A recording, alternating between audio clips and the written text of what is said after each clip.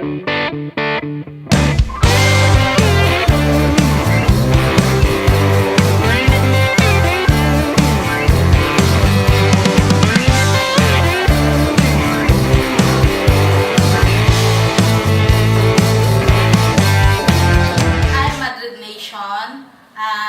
Grace Cardinosa, isa sa team leader ng SP Madrid.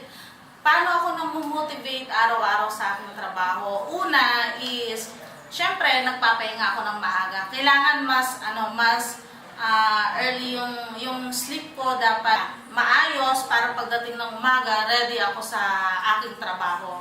Para pagbungad ko sa mga team ko is sigurado na mas energetic ako.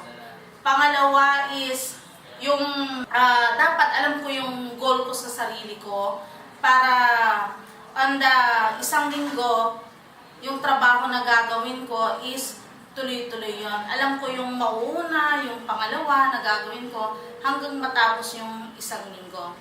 Yung pangatlo is yung magkaroon ako ng reward sa sarili ko every time na yung goal ko na ginagawa ko for the week is na-achieve ko siya.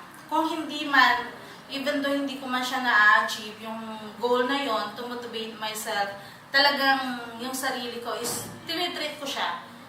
Sa akin kasi tinitreat ko yung sarili ko. Kunyari pag pagod ako, to motivate myself, alam nyo na, dinadaan ko minsan sa kakusapin ko yung mga tao or kain, tinitreat ko yung sarili ko. Pero mas namomotivate ako kasi sa totoo lang, yung trabaho ko is mahal na mahal ko siya.